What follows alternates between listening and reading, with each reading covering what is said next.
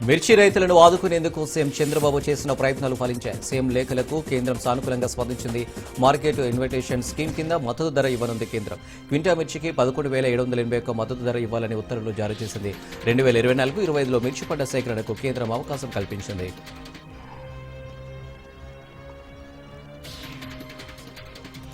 ప్రయాగ్రాజ్లో మహాకుంభమేళ తరహాలో గోదావరి పుష్కరాలు నిర్వహించాలని ఏపీ ప్రభుత్వం సిద్ధమవుతుంది. కోట్లాది మంది భక్తుల కొరకు యూపీ సర్కారు చేసిన ఏర్పాట్లు అధ్యయనం చేసేందుకు మంత్రి పొంగూరు నారాయణ ఆధ్వర్యంలో అధికారుల బృందం ప్రయాగ్రాజ్లో పర్యటిస్తుంది. 2027లో గోదావరి పుష్కరాలు జరగనున్నాయి. కుంభమేళ అథారిటీ ఆఫీస్కు వెళ్లిన మంత్రి నారాయణ ఏర్పాట్లు, రద్దీ నిర్వహణ, ట్రాఫిక్ నియంత్రణపై నారాయణకు ప్రెజెంటేషన్ ఇచ్చారు యూపీ అధికారులు. కుంభమేళ కోసం ఎప్పటి నుంచి ఏర్పాట్లు ప్రారంభించింది, ఎంతమందికి ఏర్పాట్లు చేశారు, భక్తుల రద్దీ నిర్వహణ కోసం ఎలాంటి జాగ్రత్తలు తీసుకున్నారు, ట్రాఫిక్ నియంత్రణ, పార్కింగ్ ప్రాంతాల గురించి ఈ పవర్ పాయింట్ ప్రెజెంటేషన్ ద్వారా వివరించారు. అక్కడి నుంచి కుంభమేళ అథారిటీ కమాండ్ కంట్రోల్ సెంటర్కు చేరుకున్న మంత్రి బృందం అక్కడి ఏర్పాట్లు పరిశీలించింది.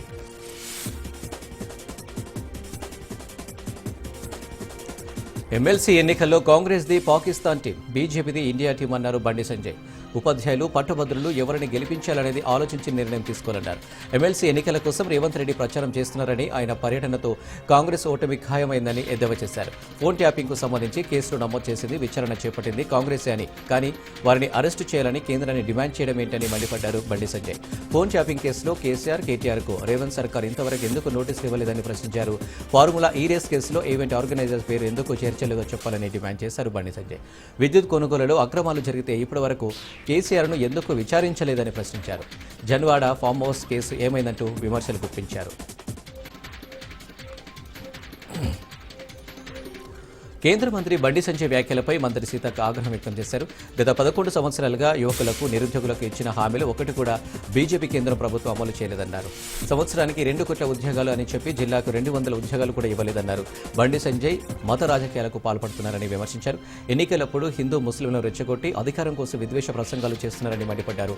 ఎమ్మెల్సీ ఎన్నికల్లో ఓటు అడిగే నైతిక హక్కు బీజేపీకి లేదన్న మంత్రి సీతక్క, దమ్ముంటే అభివృద్ధి ప్రాతిపదికన ఎన్నికల్లోకి రావాలన్నారు.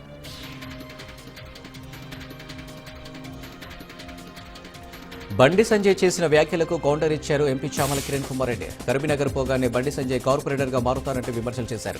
ఇండియా గెలవాలంటే బీజేపీకి, పాకిస్తాన్ గెలవాలంటే కాంగ్రెస్కి ఓటేయాలని బండి సంజయ్ మాట్లాడుతుంటే నవ్వొస్తుందన్నారు. గ్రాడ్యుయేట్ ఓట్ల కోసం ఇలా మాట్లాడడం సరైనది కాదన్నారు. అభివృద్ధి, నిరుద్యోగుల సమస్యల గురించి మాట్లాడకుండా సెంటిమెంటు రాజకీయాలు చేస్తున్నారని ఫైర్ అయ్యారు. ఒక బాధ్యత గల ఎంపీగా ఆయన వ్యాఖ్యలపై ఎన్నికల కమిషన్కు ఫిర్యాదు చేస్తారని చామల్ అన్నారు.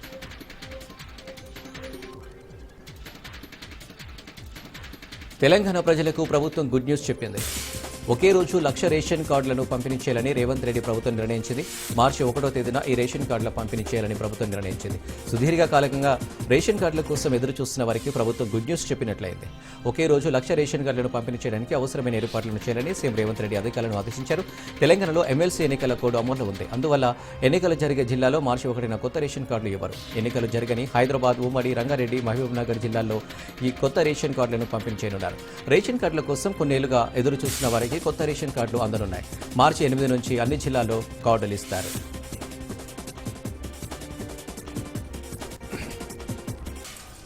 వైసీపీ సభ్యుల తీరును స్పీకర్ అయ్యన్న పాత్రుడు తప్పుపట్టారు.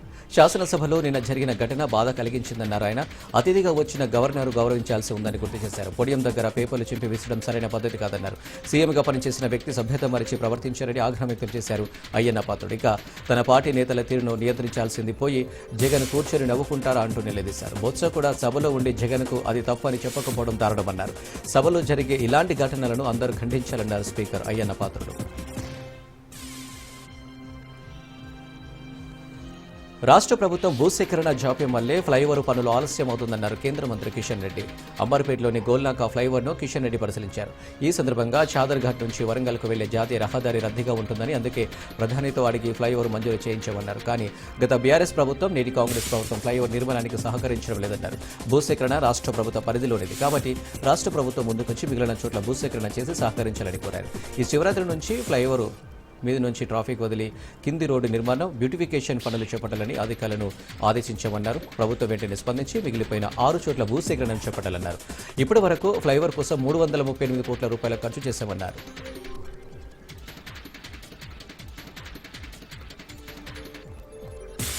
జనసేన పార్టీ ఆవిర్భావ వేడుకలకు సిద్ధమవుతుంది. ఇప్పటి నుంచే సభ నిర్వహణకు భారీ ఏర్పాట్లు చేస్తున్నారు. పార్లమెంటు నియోజకవర్గాల వారీగా సమన్వయకర్తలను నియమించింది ఆ పార్టీ. పిఠాపురంలో మార్చి 14న జనసేన ఆవిర్భావ సభ నిర్వహించనున్నారు. సభ నిర్వహణ పగడబందీగా ఉండాలని పవన్ కళ్యాణ్ ఆదేశించారు. సభను విజయవంతం చేసేందుకు 10 కమిటీలు ఏర్పాటు చేశారు. భారీగా జనసేన కార్యకర్తలు పాల్గొనే అవకాశం ఉన్నట్టుగా తెలుస్తోంది.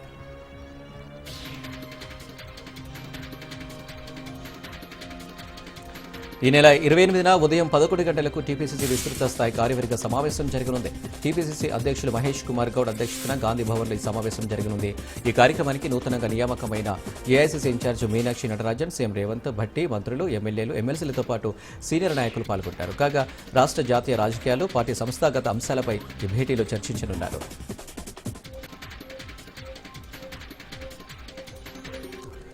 నెల్లూరు జిల్లా కనపర్తిపాడులో ప్రియదర్శన్ ఇంజనీరింగ్ కాలేజీ విద్యార్థులు ఆందోళన బాటపట్టారు. హాస్టల్లో కనీస సౌకర్యాలు లేవంటూ కాలేజీ ముందు బైఠాయించి నిరసన చేపట్టారు. విద్యార్థుల నిరసనకు మద్దతు తెలుపుతూ విద్యార్థి సంఘాల నినాదాలు చేశారు. దీంతో కాలేజీ ప్రిన్సిపల్ విద్యార్థులతో చర్చించి సమస్యలు తీరుస్తామని హామీ ఇవ్వడంతో స్టూడెంట్స్ నిరసన విరమించారు.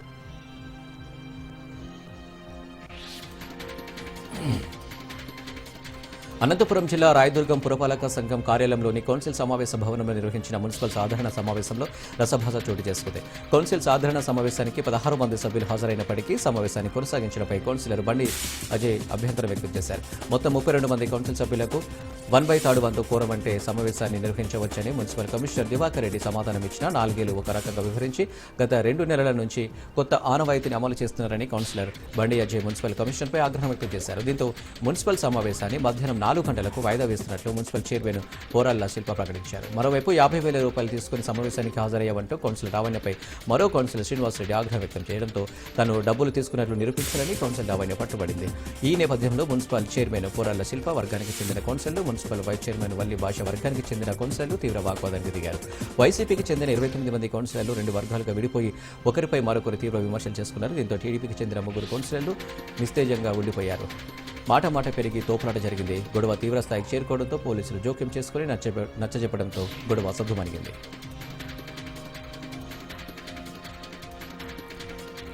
డెల్టా ప్రాంత వరప్రదాయిని కనిగిరి రిజర్వాయర్ గ్రావెల్ మాఫియా ఆగడాలతో ప్రమాదంలో పడింది. నెల్లూరు జిల్లా బుచ్చిరెడ్డిపాలెం కనిగిరి రిజర్వాయర్ పరిసర ప్రాంతాల్లో గ్రావెల్ మాఫియా రెచ్చిపోతుంది.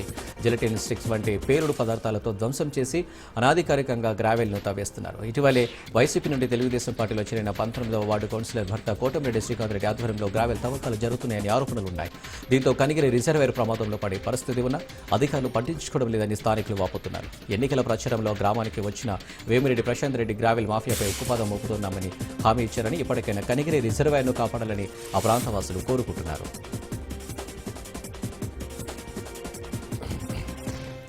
రాష్ట్రంలో బర్డ్ ఫ్లూ వ్యాప్తి పౌల్ట్రీ పరిశ్రమలో అలజడి సృష్టించింది. కోళ్లకు బర్డ్ ఫ్లూ సోకిందంటూ ప్రజలు చికెన్ తినడం మానేస్తుండటంతో కోళ్ల ఫారాల యజమానులు రోడ్డున పడే పరిస్థితి నెలకొంది. ఈ వదంతులకు చెక్ పెట్టేందుకు వినూత్నంగా సంగారెడ్డి జిల్లా ఆందోళన మండలం చింతకుంట గ్రామ శివార్లోని కోళ్ల ఫారం నిర్వాహకుడు చికెన్ మేళ నిర్వహించి బర్డ్ ఫ్లూ వదంతులకు చెక్ పెట్టే ప్రయత్నం చేశాడు. పౌల్ట్రీ ఫామ్ యజమానులు ఆందోళన మండలం చింతకుంట శివార్లో తమ ప్రాంతంలో కోళ్లకు బర్డ్ ఫ్లూ లేదని చెప్పేందుకు తన కోళ్ల ఫామ్ ముందు ఉచితంగా చికెన్, గుడ్లు పంపిణీ చేశాడు. ఫ్రై చేసిన చికెన్, ఉడకబెట్టిన గుడ్డను ఉచితంగా పంపిణీ చేయడంతో వాటిని తీసుకునేందుకు ప్రజలు ఆసక్తి చూపారు. ఆందోళన ప్రాంతంలో కోళ్లకు ఎలాంటి వైరస్ సోకలేదని, బర్డ్ ఫ్లూ వదంతులను నమ్మొద్దని పౌల్ట్రీ ఫామ్ నిర్వాహకుడు కోరాడు.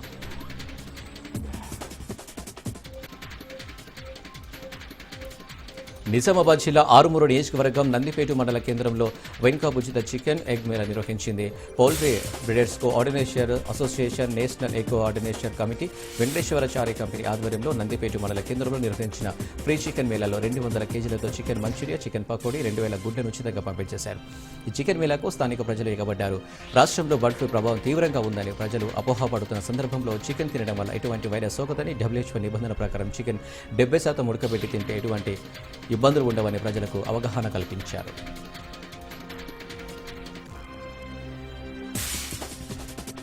జనగామలోని ప్రముఖ మోర్ సూపర్ మార్కెట్ను అధికారులు సీజ్ చేశారు. చిన్నపిల్లలు తినే కిలాక్స్ ప్యాకెట్లో పురుగులు వస్తున్నాయని ఫిర్యాదు అందడంతో అధికారులు చర్యలు చేపట్టారు.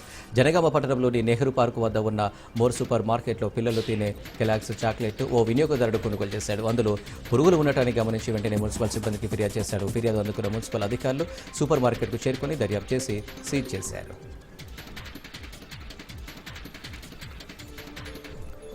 నిర్మల్ జిల్లా బైంసా పట్టణంలోని ఓవైసీ నగర్లో పోలీసులు కమ్యూనిటీ కాంట్రాక్ట్ ప్రోగ్రాం నిర్వహించారు. బైంసా ఏఎస్పీ అవినాష్ కుమార్ ఆధ్వర్యంలో నిర్వహించిన ఈ కార్యక్రమంలో సరైన పత్రాలు లేని 105 ద్విచక్ర వాహనాలు, 4 ఆటోలను పోలీసులు స్వాధీనం చేసుకున్నారు. ఈ మధ్యకాలంలో సైబర్ క్రైమ్లు అధికంగా జరుగుతున్న నేపథ్యంలో ప్రజలు అప్రమత్తంగా ఉండాలని అవినాష్ కుమార్ కాలనీవాసులకు సూచించారు. అదేవిధంగా వాహనాల దొంగతనాలు అధికమయ్యాయని, ప్రతి ఒక్కరూ విధిగా వాహన పత్రాలను కలిగి ఉండాలన్నారు. వీధులలో సీసీ కెమెరాలు ఏర్పాటు చేసుకోవాలని సూచించారు. ఎవరైనా అనుమానాస్పద వ్యక్తులు కనబడితే వెంటనే డయల్ 100కి కాల్ చేయాలని కోరారు.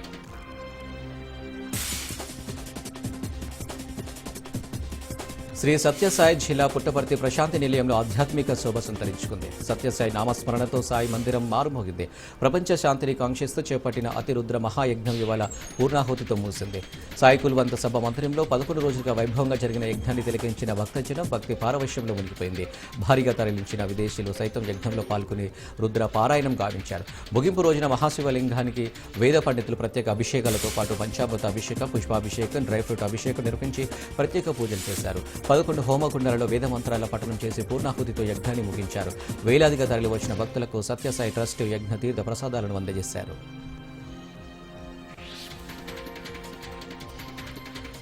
ఏలూరు జిల్లా ప్రముఖ పుణ్యక్షేత్రం ద్వారక తిరుమల చిన్న వెంకన్న ఆలయంలో అరుదైన జాతికి చెందిన ఓ పక్షి సందడి చేసింది. ప్రధాన ఆలయంలో ఆర్జిత బ్రహ్మోత్సవం జరిగే ప్రాంతంలో స్వామివారి ఉత్సవాలకు ఉపయోగించే వాహనాల వద్దకు పక్షి వచ్చి చేరింది. అది అలానే అక్కడే ఉంటూ నమస్కరిస్తూ ఉన్న హనుమ దుహానంపై కూర్చుంది. అయితే స్వామివారి దర్శనానికి వచ్చిన భక్తులు ఆ పక్షిని ఆసక్తిగా తిలకించి అనంతరం స్వామిని దర్శించుకున్నారు. పక్షి పైకి ఎగిరలేక ఆ ప్రాంతంలోనే చాలాసేపు ఉండిపోయింది. అది ఇండియన్ నైట్ స్టార్ పక్షిగా పలువురు చెబుతున్నారు. ఆ పక్షి అక్కడికి ఎలా వచ్చిందనే విషయం ఎవరికీ అర్థం కాకుండా ఉంది.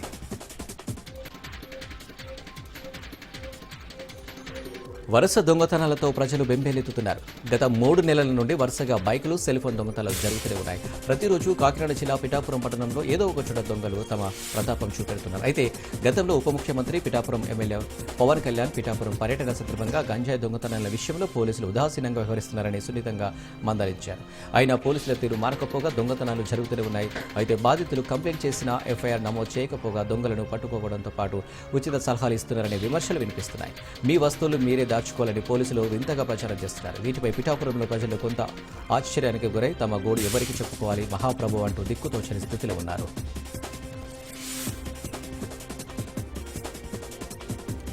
తెలంగాణలో చిన్న కాశీగా పేరొందిన ఖమ్మం జిల్లా మధిరలోని శ్రీ మృత్యుంజయ స్వామి వారి ఆలయంలో మహాశివరాత్రి ఉత్సవాలను అత్యంత వైభవంగా నిర్వహించేందుకు ఏర్పాట్లు చేస్తున్నారు. మహాశివరాత్రి సందర్భంగా భక్తులకు ఎలాంటి ఇబ్బందులు తలెత్తకుండా అధికారులు ఏర్పాట్లు చేయాలని డిప్యూటీ సీఎం భట్టి విక్రమార్క అధికారులను ఆదేశించారు. ఈ నెల 25 నుంచి ఫిబ్రవరి 1వ వరకు 5 రోజుల పాటు మహాశివరాత్రి వేడుకలు ఘనంగా జరగనున్నాయి. ఉత్సవాలకు 2 రాష్ట్రాల తెలుగు ప్రజలు భారీగా హాజరు కానున్నారు. శివరాత్రి సందర్భంగా ఆర్టీసీ భక్తుల కోసం బస్సులను ఏర్పాట్లు చేస్తున్నది.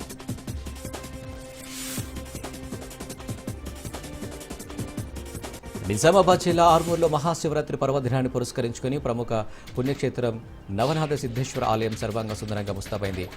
భక్తులకు ఎటువంటి ఇబ్బందులు తలెత్తకుండా అన్ని ఏర్పాట్లు చేస్తున్నట్లు ఆలయ కమిటీ సభ్యులు తెలిపారు. శివరాత్రి పర్వదినాన్ని పురస్కరించుకుని వేద పండితులు శివపార్వతుల కళ్యాణం గమనీయంగా నిర్వహించారు. ఈ సందర్భంగా ఆలయ కమిటీ సభ్యులు మాట్లాడుతూ శివరాత్రి రోజు భక్తుల దాకి ఎక్కువగా ఉంటుందని తెలిపారు.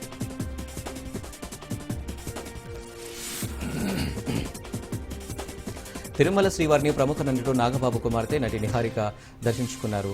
అలిపిరి నుంచి కాలినడకను ఆమె తిరుమలకు చేరుకున్నారు. తెల్లవారుజామున తోమల సేవల స్వామివారిని దర్శించుకుని మొక్కులు చెల్లించారు. అనంతరం ఆలయ రంగనాయకుల మండపంలో పండితులు వేదాశీర్వచనం చేయగా అధికారులు స్వామివారి తీర్థ ప్రసాదాలను అందజేశారు.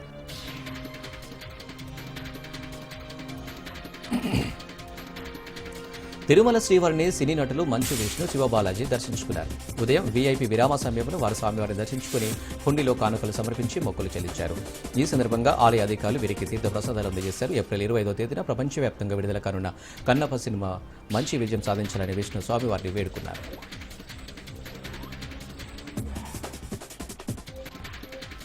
ఖమ్మం జిల్లా వైరా మండలం స్నానాల లక్ష్మీపురంలో గల పురాతనమైన శ్రీ రామలింగేశ్వర స్వామి ఆలయం ఈ నెల 26 నుండి జరగబోయే మహాశివరాత్రి వేడుకలకు సర్వాంగ సుందరంగా ముస్తాబవుతుంది.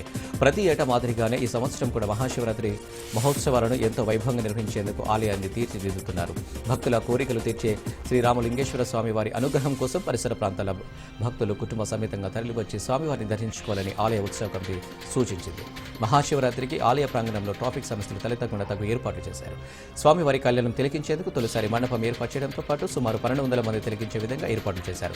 5 రోజుల పాటు జరిగే ఈ మహాశివరాత్రి మహోత్సవాలకు భక్తులు భారీ సంఖ్యలో తరలివచ్చి రామలింగేశ్వర స్వామిని దర్శించుకోనున్నారు.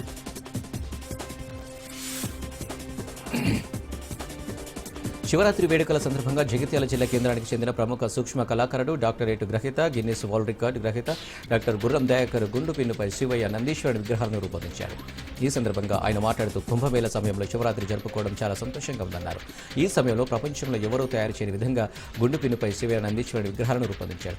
దీనికోసం గుండు పిన్ను, నైలాన్ పెన్సిల్ కలర్స్ వాడినట్లు తెలిపారు. ఇలాంటి అద్భుతమైన శివయ్య నందీశ్వరుని తయారు చేసేందుకు 12 గంటల సమయం పట్టిందని దయాకర్ తెలిపారు.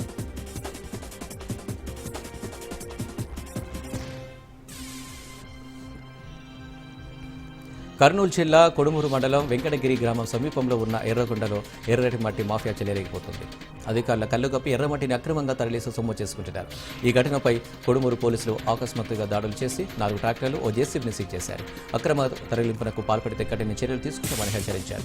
గ్రామాలకు కొండలు ఉండటం వలన పశువులకు మేత దొరుకుతుందని కొండల జోలికి వెళితే కఠిన చర్యలు తీసుకుంటామని పోలీసులు హెచ్చరించారు. ఇటు మైనింగ్ అధికారులు కూడా హెచ్చరిస్తున్న నేపథ్యంలో ఎవరు ఎర్రమట్టి జోలికి వెళ్లొద్దని అధికారులు హెచ్చరించారు.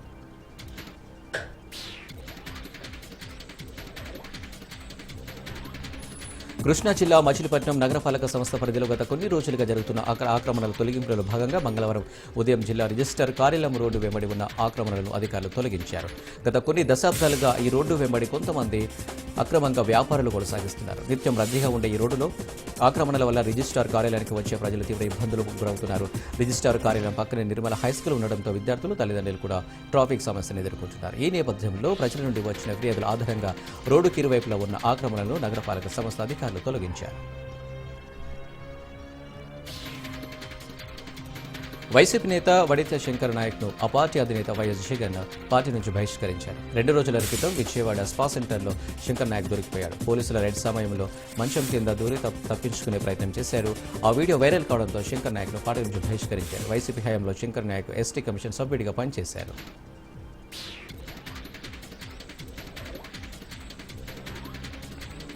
శ్రీ సత్యసాయి జిల్లా హిందూపురం పారిశ్రామిక వాడ గొడిగెనహల్లి పంచాయతీలో ప్రీ కార్డ్ బీ మిల్ మూసివేతను నిరసిస్తూ సిఐటియు ఆధ్వర్యంలో కార్మికులు శ్రీ సత్యసాయి జిల్లా పుట్టపర్తిలో నిరసన ర్యాలీ నిర్వహించారు. గణేష్ సర్కిల్ నుండి కలెక్టరేట్ వరకు ర్యాలీ నిర్వహించారు. అనంతరం కలెక్టరేట్ ఎదుట ఫ్రీ కార్డ్ బిల్ అక్రమ మూసివేతను ఆపాలని ఆందోళన చేపట్టారు. కలెక్టర్ స్పందించి పరిశ్రమ తిరిగి యథావిధిగా కొనసాగేలా చర్యలు తీసుకోవాలని డిమాండ్ చేశారు. నంద్యాల జిల్లా ఆవుకూరు పట్టణంలో మంగళవారం బహిరంగ ప్రదేశంలో మద్యం సేవిస్తున్న 47 మందికి బనగానపల్లి న్యాయస్థానం వినూత్న శిక్ష విధించింది. బహిరంగ ప్రదేశాలలో మద్యం సేవించిన, హెల్మెట్ ధరించకుండా వాహనాలు నడిపిన అలాంటి వారిని అదుపులోకి తీసుకుని బనగానపల్లి కోర్టులో హాజరుపరచక న్యాయస్థానం వినూత్న శిక్ష నిర్వహించిందని ఆవుకు పోలీసులు తెలిపారు. అందులో భాగంగా ఆవుకు పట్టణంలోని బస్టాండ్, మార్కెట్ రద్దీగా ఉన్న వీధుల్లో ప్లకార్డులతో ప్రదర్శన నిర్వహించారు. నాగర్ కర్నూలు జిల్లా కేంద్రంలోని అంబికా మద్యం దుకాణంలో ఉదయం 4 గంటల సమయంలో ముసుగు ధరించిన 3 దొంగలు బైక్ మీద వచ్చి చోరీ చేశారు. మద్యం దుకాణంలో చొరబడి సుమారు 50,000 నగదు, 15,000 రూపాయల మద్యం బాటిల్ను అపహరించినట్లు షాపు యజమాని చందు తెలిపారు. సీసీ కెమెరాలు ఏర్పాటు చేసుకున్నప్పటికీ దొంగలు ఈ విధంగా చోరీకి పాల్పడడంపై నిర్వాహకుడు ఆందోళన వ్యక్తం చేస్తున్నారు. పోలీసులు వెంటనే వారిని గుర్తించి న్యాయం చేయాలని కోరారు. రంగంలోకి దిగిన క్లూస్ టీమ్ వివరాలను సేకరించారు. నిజామాబాద్ జిల్లా వేల్పూర్ మండలం ఆక్లూరులో అర్ధరాత్రి దొంగల ముఠ హల్చల్ చేసింది. ఒకే రోజు 11 ఇళ్లలో చోరీ చేసి భారీగా నగలను అపహరించారు. ఈ ఘటనపై పోలీసులు విచారణ చేపట్టారు.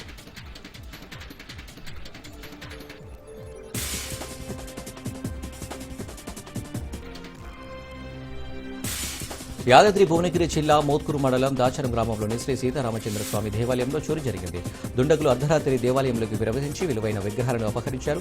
ఈ ఘటన భక్తులను భయాందోళనకు గురి చేస్తుంది. చోరీకి పాల్పడిన దుండగులు దేవాలయంలో ఉన్న రాముడు, సీత, లక్ష్మణుడు, రంగనాథ స్వామి విగ్రహాలను అపహరించినట్లు సమాచారం. స్థానిక భక్తులు ఈ ఘటనపై ఆందోళన వ్యక్తం చేస్తూ భద్రతా ఏర్పాట్లను కఠినతరం చేయాలని డిమాండ్ చేస్తున్నారు. దేవాలయ కమిటీ పూజారి శ్రీనివాసాచార్యులు పోలీసులకు ఫిర్యాదు చేసి త్వరితగతిన దోషులను పట్టుకోవాలని కోరారు. పోలీసులు ఘటనా స్థలానికి చేరుకుని కేసును ప్రాధాన్యతగా తీసుకుని నిందితులను త్వరలోనే పట్టుకుంటామని ఎస్ఐ నాగరాజు తెలిపారు. ప్రకాశం జిల్లాలో ట్రాన్స్ఫార్మర్లు చోరీ చేస్తున్న దొంగల ముఠాను అరెస్టు చేశారు ముండ్లమూరు పోలీసులు. పలు మండలాల్లో 70 ట్రాన్స్ఫార్మర్ల పగలగొట్టి అందులోని రాగి తీగను చోరీ చేస్తున్న 6గురితో కూడిన ముఠాను అరెస్టు చేశారు. వారి వద్ద నుండి 80 కేజీల రాగి తీగను స్వాధీనం చేసుకున్నారు. నిందితులను కోర్టులో హాజరుపరచనున్నట్లు దర్శి డీఎస్పీ లక్ష్మీనారాయణ తెలిపారు.